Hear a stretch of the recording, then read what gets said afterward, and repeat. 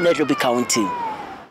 Well, Pope Francis is calling for an end to the war in Ukraine and other conflicts, saying that the world is suffering from a famine of peace. While delivering his 10th Christmas blessing and message, the Pope urged people to look beyond the shallow holiday glitter and help the homeless, immigrants, refugees, and the poor in their midst, seeking comfort, warmth, and food. And as Francis Gachuri now reports, the Catholic pontiff cautioned against focusing solely on the Ukraine situation while diminishing concern for people whose lives have been devastated by other conflicts or humanitarian crises in Syria, Myanmar, Iran, Haiti, and the Sahel region of Africa.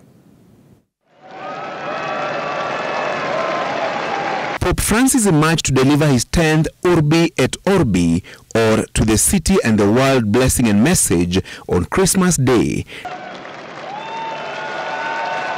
The central balcony of St. Peter's Basilica, where he spoke from today, is the same spot from which he first emerged as Pope when he was elected on March 13, 2013.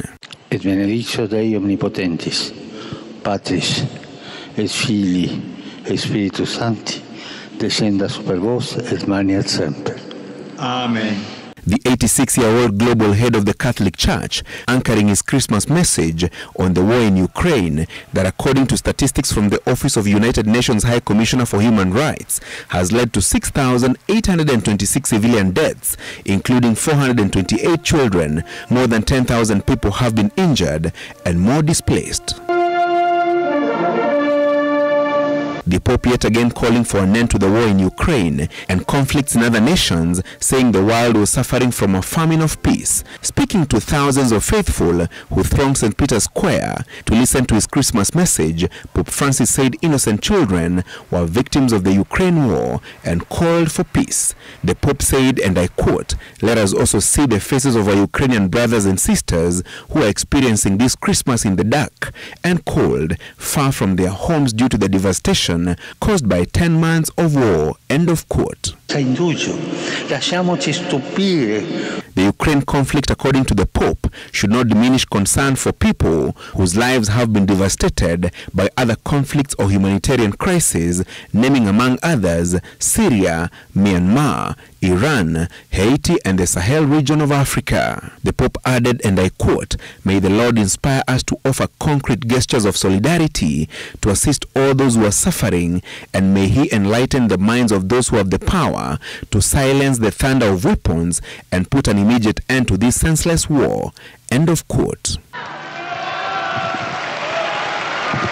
In his twice-a-year message, Pope Francis also urged Christians to look beyond the shallow holiday glitter and help the homeless, immigrants, refugees, and the poor in their midst, seeking comfort, warmth, and food.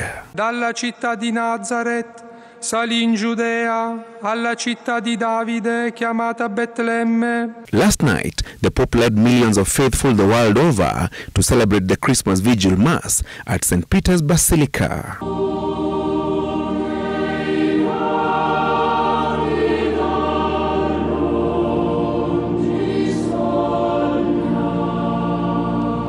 It was the first event with a capacity crowd of about 7,000 people after 2 years of restricted attendance due to the COVID-19 pandemic that shocked the world. About 4,000 other people participated outside in St. Peter's Square.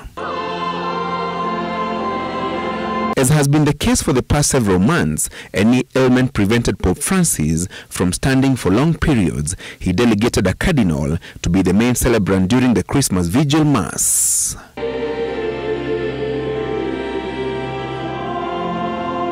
Francis Gachuri, Citizen TV. And thousands